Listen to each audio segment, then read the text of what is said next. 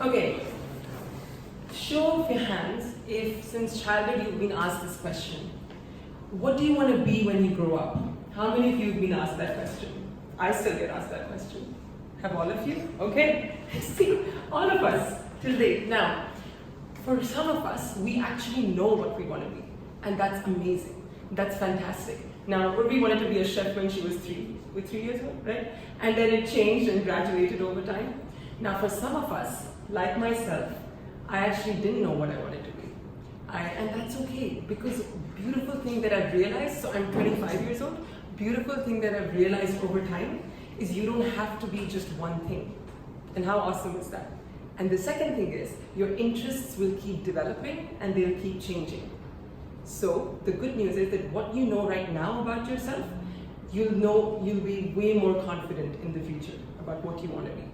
So there's no hope lost. That's the good news. Now let's start. I'll share a little bit about myself, and then I'll share with you how I thought of a few career paths, where I am today, and what I want to be in the future. Because again, I've been asking that question, what do I want to be when I grow up? Because you never stop growing up, all right?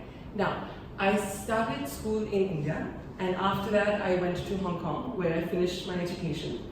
And in Hong Kong, everybody kept asking you, okay, this is it, you're in high school, you're in middle school, what's going to happen next?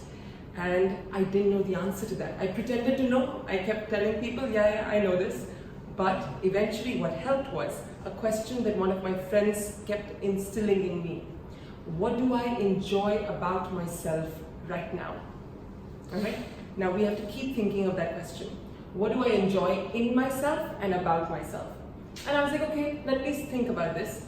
This means you're talking about your strengths.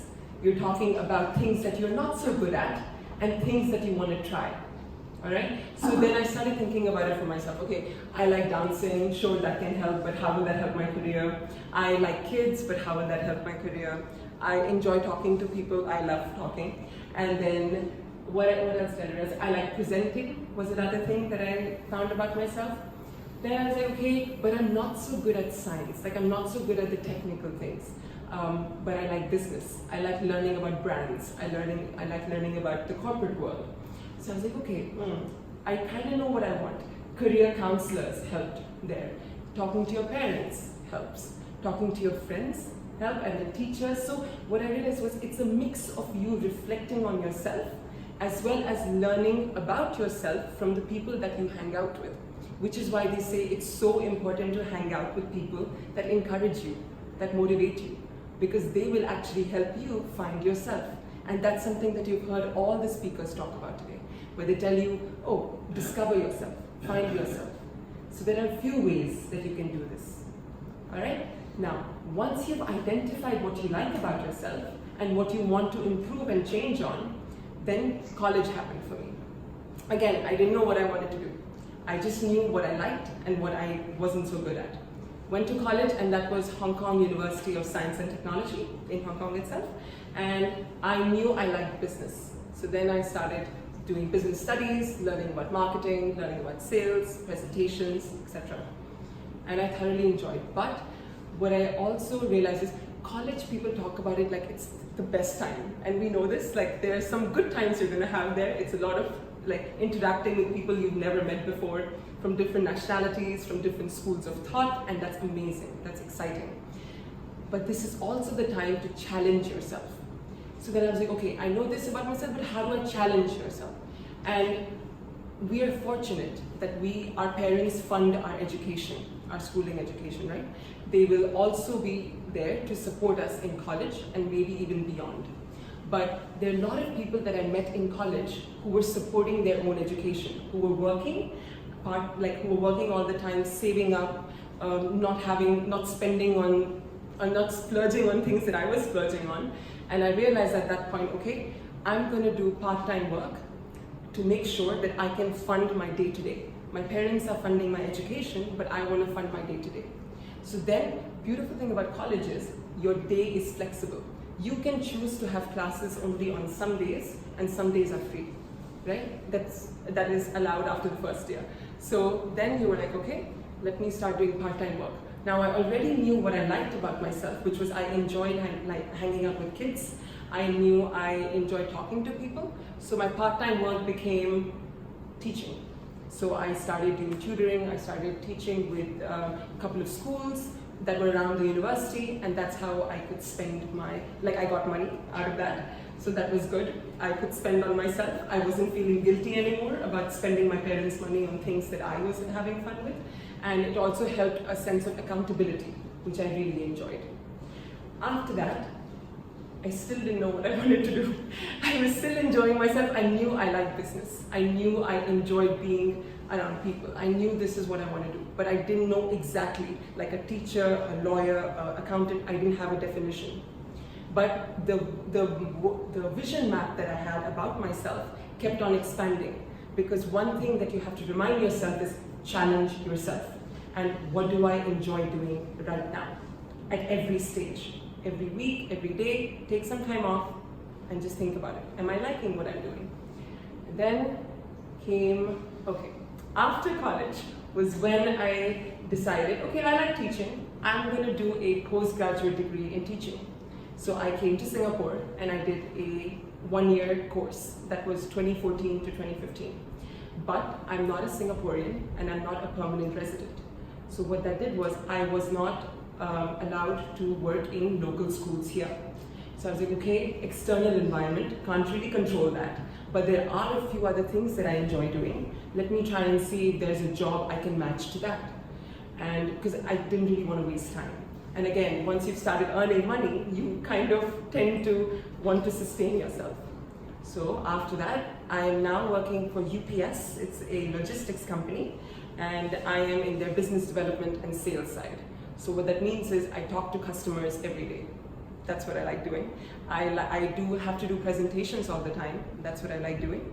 And that also gives me time after to do things that I'm passionate about, which is organizing events, if I have the time, dancing, if I have the time. So once you identify a path that you enjoy, and you actually end up matching your skills to that path, you're going to have fun every day. Obviously, there are low days, obviously. And when you have the right circle of friends around, you can vent it out to them and move on, right? They'll give you the positive energy to push back up. So that was one of the main things that I wanted to share with you, was just my career path and the whole idea of reminding yourself to, am I enjoying what I'm doing? And a lot of the reflective questions that the speakers have spoken to you about today, think about those and talk to us about it later. The second thing was that actually, the second thing was on societies and clubs. So one of the main things I realized was that you have to kind of network, right? You've heard this word before? Have you guys heard of this? Networking? Now, networking for you guys is not really that important right now. Later on, you're going to find out that, that person knows that person knows that person. It helps you out a little bit. Actually being part of societies, volunteering around, and that's what people spoke about, actually giving back, being in environments where you're not that comfortable or you're actually doing things for other people, you're going to find out about yourself. So there's an organization called ISAC that I was fortunate to be part of, and it allowed me to travel Asia. And so I was in Malaysia for 6 weeks, where I was staying in an all-boys shelter home. That was not a fun conversation to have with parents. That was a tough one, where you have to convince them, and it's the trust of your parents and yourself that you are stepping out of your comfort zone. You're challenging yourself. So I was in an all-boys shelter home. I was teaching there, and that was in Malaysia, and that was through this society. So when you grow up, and even right now in school, try and be part of things that you think are okay, or you don't mind trying one time. See how it is, and that's what I think Mary spoke about. Like, see how it is, try it. If you don't like it the next day, quit. It's okay, but at least you've given it a shot. Don't quit too soon, but try it enough times to know that, okay, I've gotten enough out of it. Societies, what happened was, Isaac, there was one of my internships that I was going for, he was actually part of Isaac in college. So he was like, oh, I'm hiring you, you're in Isaac, I know you. So that bonding is there. So keep on being part of societies, and you're going to grow your network beyond your current friends group. You're going to expand your own knowledge. And then you're going to realize that everybody around is going through the same things as you, right? They may be going through in different scenarios and situations, but they're all facing the same thing. So you feel included, right? So the sense of inclusion is the second thing, which is where you need to have a sense of belonging in everything that you're doing, in the societies that you're part of, in things that you start on your own. And then the third thing is obviously make sure that there's a good combination of your own strength, and obviously contributing to society and making an impact in any little way that you can, right? I don't know if that